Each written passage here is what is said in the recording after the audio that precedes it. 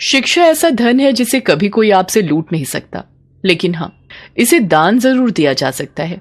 ये कहानी है 6 साल के गरीब सुंदर की। बाबा, मैं तैयार हो गया, चलो चलें। रुक बेटा, मैं नहा तो लूं, बस अभी आया मैं। सुंदर, ले, जब तक बाबा नहा कर आ रहे हैं तू ये रोटी खा ले। ले, आज तो रोटी के साथ प्याज भी है खाने को। अच्छा लाओ माँ। माँ, मैं जल्दी वापस आ जाऊंगा, लौटकर मुझे पढ़ाई करनी है। तू जा ही क्यों रहा है? तेरे बाबा ने कब कहा तुझसे कि तू उनके साथ फल सब्जी बेचने चले? पर माँ, ठेला बहुत भारी हो जाता है, बाबा थक जाते होंगे, इसीलिए मैं उनकी मदद करने जाता हूँ। और वैसे भी माँ, मैं तो फल सब्जी बेचते बेचते भी पढ़ाई कर लेता हूँ। वो कैसे? जब भी कोई बाबा से कुछ खरीदता है तो मैं मन ही मन सारा हिसाब लगा लेता हूँ, वो भी बाबा से पहले। अच्छा तो चल फिर, मैं भी देखता हूँ कि तू हिसाब में कितना पक्का है। मुझे ये बता कि 20 रुपए किलो के हिसाब से 3 पाव आलू और 40 रुपए किलो के हिसाब से 1 पाव भिंडी के कुल कितने रुपए लेगा तू? आसान है बाबा, 25 रुपए है ना?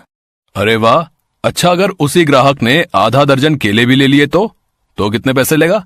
केले हैं 60 रुपए दर्जन, इसका मतलब 30 और 25 पूरे 55 रुपए लूंगा बाबा, वो भी गिन के। 6 साल की उम्र में सुंदर का दिमाग वाकई बहुत तेज चलता था। किशनदास उसे देखकर मुस्कुराने लगा, जबकि रामकली अभी तक हिसाब ही जोड़ रही थी। किशनदास जानता था कि सुंदर को पढ़ने का बहुत शौक था, लेकिन वो मजबूर था। सारा दिन मेहनत करके भी वो बस खाने लायक पैसे ही कमा पाता था। फिर उसी शाम, बहुत भूख लगी है यार, चलना कुछ खाते हैं। मीटिंग बस 10-15 मिनट में शुरू हो जाएगी, इतनी जल्दी कहाँ जा पाएंगे और क्या खा पाएंगे यार? रोहन और विनोद एक मल्टीनेशनल कंपनी में काम करते थे। वो अमूमन चाय नाश्ते के लिए ऑफिस से बाहर आते थे। उन्हें देखकर किशनदास को बहुत अच्छा लगता था और वो हमेशा यही सोचता था कि काश उसका बेटा सुंदर भी एक दिन उनके जैसा ही बड़ा आदमी बने। उस दिन भी यही हुआ। तभी विनोद ने किशनदास का कंधा हिलाकर उससे कहा, अरे भैया, कहाँ खोए हो? केले खिला दो यार, बहुत भूख लगी है।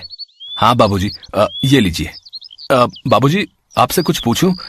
आप बुरा तो नहीं मानेंगे? हाँ पूछो पूछो। बाबूजी, मेरा बेटा सुंदर, उसे पढ़ने का बहुत शौक है, पर उसे अच्छे स्कूल में पढ़ाने के पैसे नहीं है मेरे पास। अच्छा, तो कुछ मदद चाहिए? नहीं बाबूजी, मुझे पैसे नहीं चाहिए, मुझे तो बस कोई रास्ता दिखा दीजिए जिससे मैं अपने सुंदर को आगे तक पढ़ा सकूं। तुमने राइट टू एजुकेशन का नाम नहीं सुना क्या? क्या है ये? सरकार गरीबों के बच्चों के लिए हर स्कूल में 25% सीटें आरक्षित रखती है, जिसके तहत गरीब बच्चे वहां पढ़ सकते हैं और उनकी फीस सरकार भरती है। विनोद और रोहन की बात सुनकर किशनदास में उम्मीद जगी और फिर किस्मत ने भी सुंदर का साथ दिया। शहर के एक बड़े स्कूल में आरटीआई के तहत सुंदर का एडमिशन हो गया। स्कूल का पहला दिन था और सुंदर बहुत ही खुश था। बाबा, मैं कैसा लग रहा हूँ? बिल्कुल राजा बाबू लग रहा है मेरा बेटा। बाबा देखना, अब मैं खूब पढ़ाई करूंगा और एक दिन बहुत बड़ा आदमी बनकर दिखाऊंगा। जिस स्कूल में सुंदर को सीट मिली थी, वहां शहर के सबसे अमीर घरों के बच्चे पढ़ते थे। इन्हीं में से एक था विकी, जो नामी सेठ सूरजमल का बेटा था। अमीरी के घमंड में चूर विकी हर वक्त बस अपने पैसों की धौंस दिखाता रहता था और अब सुंदर उसका नया शिकार बनने वाला था। अरे वाह, ये क्लास तो कितनी अच्छी है। हाँ फटीचर, देख ले, आंखें फाड़ के देख ले, क्योंकि इससे पहले ना तो तूने कभी ऐसा स्कूल देखा होगा और ना ही ऐसी क्लास। मेरा नाम फटीचर नहीं है, सुंदर है। सुंदर? इसका नाम तो देखो। सुंदर नहीं, तेरा नाम तो बंदर होना चाहिए। विकी की बात सुनकर सारे बच्चे सुंदर पर हंसने लगे और सुंदर की आंखों से आंसू गिरने लगे।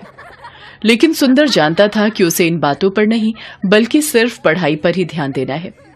वो चुपचाप जाकर अपनी सीट पर बैठ गया। फिर कुछ देर बाद, good morning class, today we have 3 new students with us, please welcome them. बेटा अपना नाम बताओ। मास्टरनी जी, मेरा नाम सुंदर है। लो, ये बंदर मिस को मास्टरनी बता रहा है। ये सरकार भी ना अच्छे खासे कॉन्वेंट स्कूल को सरकारी स्कूल बनाकर छोड़ेगी। Vicky, mind your language. Sorry miss. सुंदर, बेटा मुझे मिस या फिर मैम कहो, okay? Okay miss, I will. Very good. तो ऐसा रहा सुंदर के स्कूल का पहला दिन। फिर घर आने के बाद, सुंदर कैसा है तेरा स्कूल? माँ बाबा बस पूछो मत, इतना बड़ा स्कूल, इतना बड़ा मैदान, इतना साफ कि क्या कहूँ, इतने सारे झूले और बहुत अच्छी मास्टरनी, मेरा मतलब है कि मिस। और तूने पढ़ाई की या फिर बस स्कूल ही निहारता रहा? आज पढ़ाई कम हुई माँ। आज शनिवार था ना, तो एक मैडम ने नाचना सिखाया। फिर हम लोग स्कूल के मैदान में खेले भी। सुंदर क्लास में हुई घटना को छुपा गया।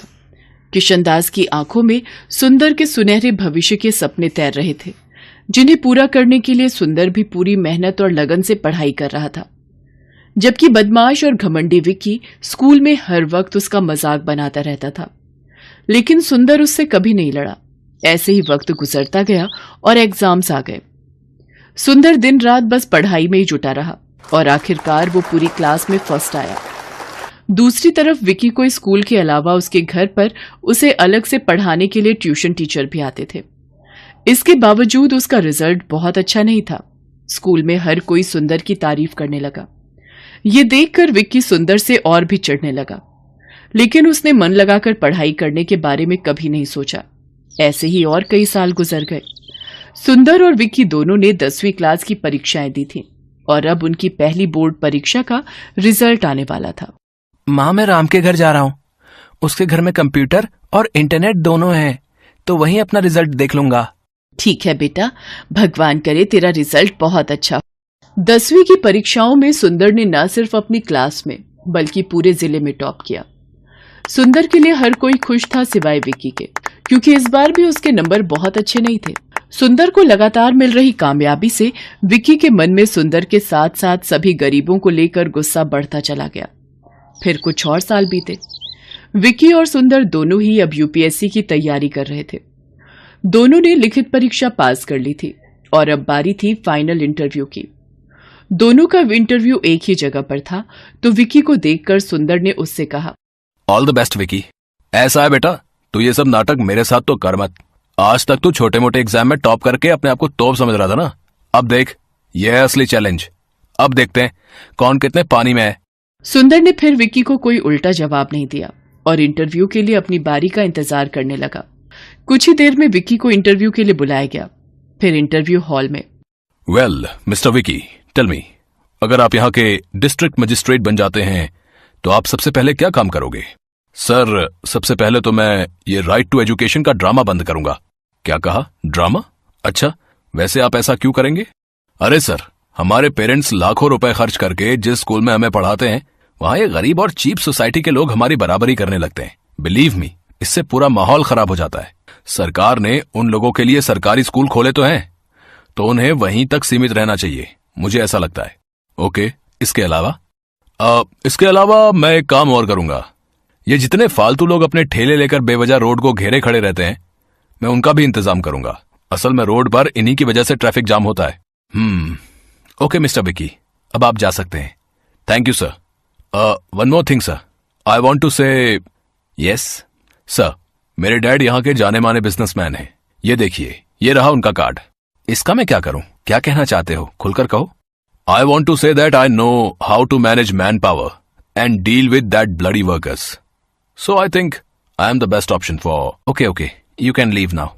विकी को इस बात का एहसास तक नहीं था कि इंटरव्यू के दौरान उसके हर शब्द से सिर्फ उसका घमंड ही झलक रहा था।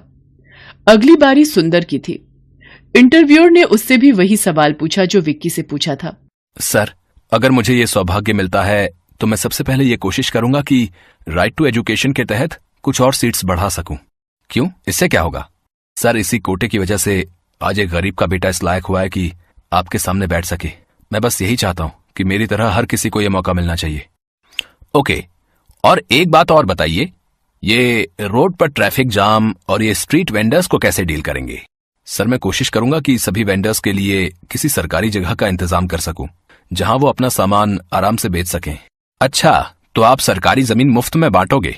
नो सर, पर हाँ, ये कोशिश जरूर करूंगा कि उन लोगों से जितना कम हो सके उतना न्यूनतम किराया लिया जाए, ताकि सरकार के राजस्व में भी बढ़ोतरी हो और गरीबों को धूप और बारिश से बचकर अपनी रोजी रोटी कमाने का पूरा मौका मिले। इसके साथ ही मेरा जिला सुंदर और व्यवस्थित भी रहे। सुंदर और विक्की की सोच का यही अंतर आखिरकार उस कामयाबी की नींव बना जो इस इंटरव्यू के बाद सुंदर को मिली। विक्की एक बार फिर सुंदर से हार गया, लेकिन इस बार कुछ तो था जो बदल गया था।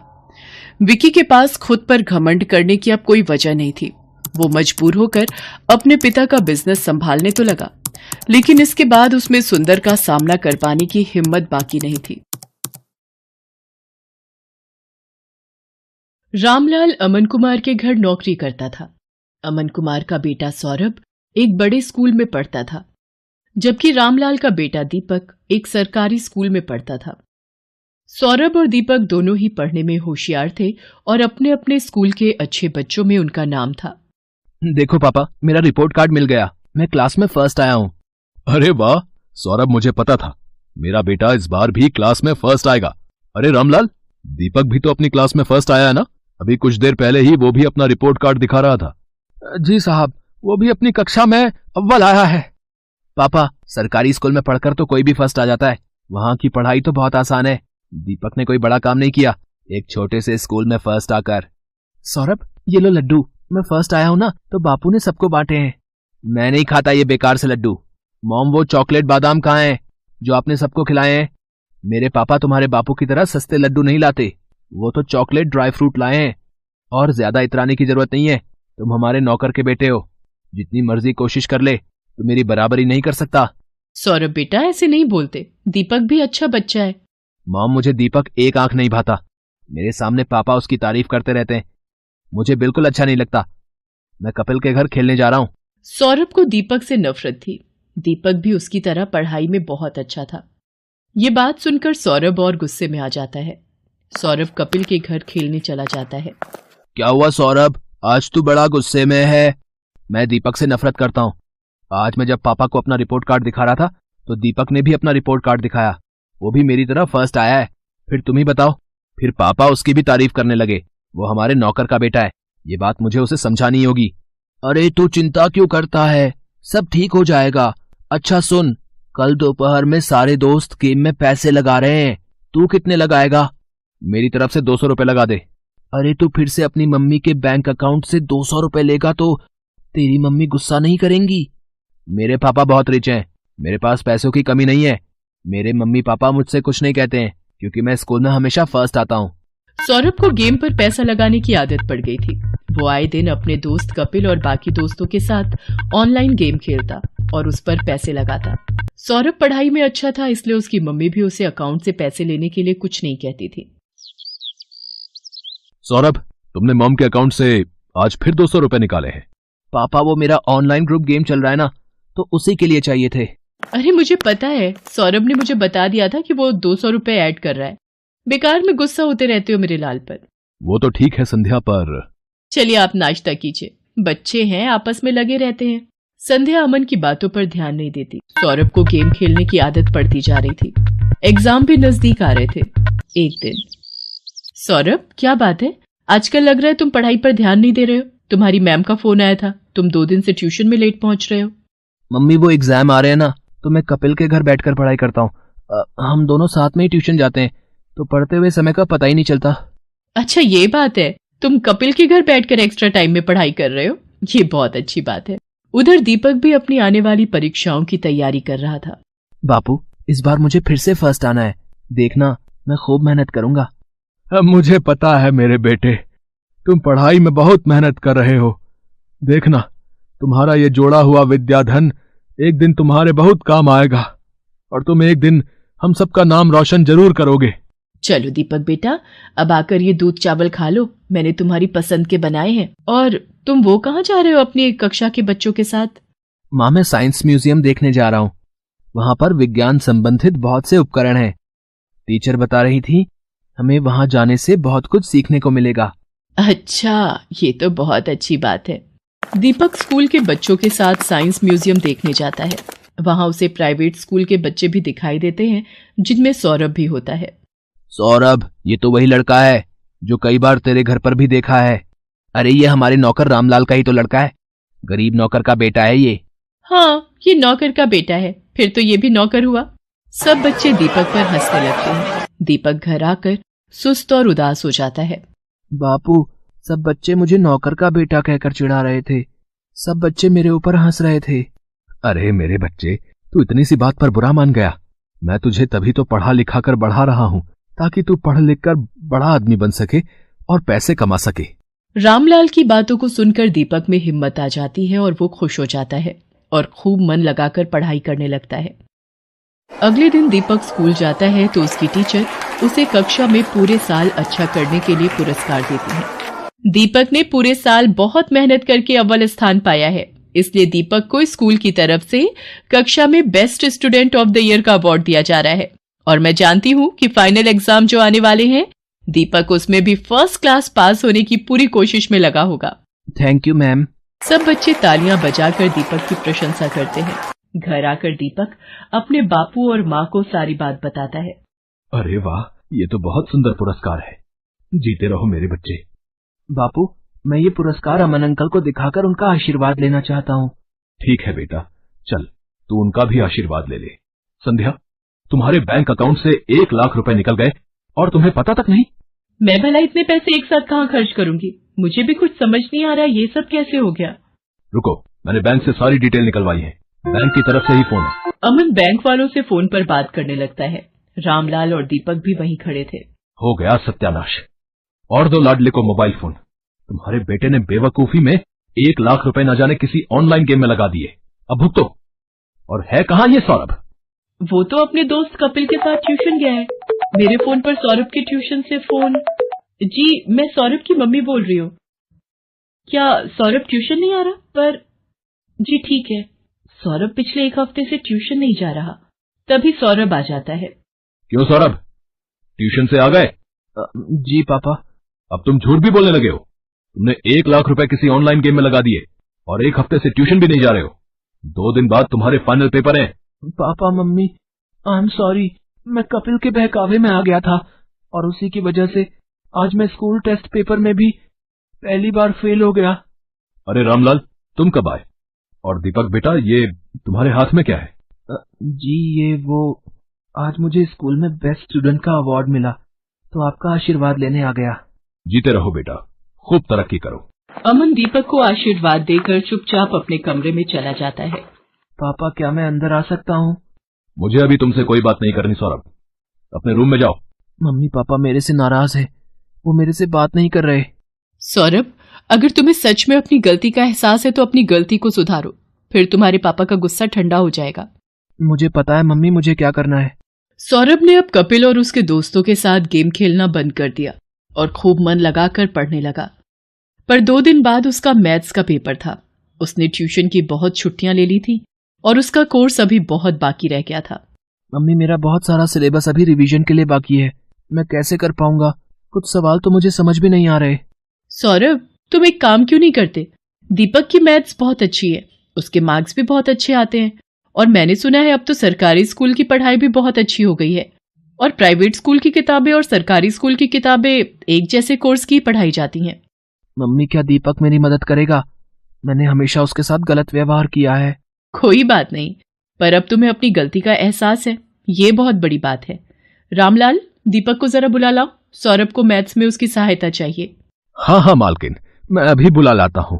सौरभ दीपक की सहायता से मैथ्स के पेपर की तैयारी करता है और बाकी सभी विषयों में भी सौरभ अब दीपक के साथ ही पढ़ने लगा। सौरभ भी दीपक की तरह अपने स्कूल में फर्स्ट आता है। सौरभ, तुम्हारा रिजल्ट देखकर मैं आज बहुत खुश हूँ। पापा, ये सब दीपक की वजह से ही हुआ है, इसने मेरी एग्जाम के दिनों में बहुत हेल्प की। Thank you Deepak.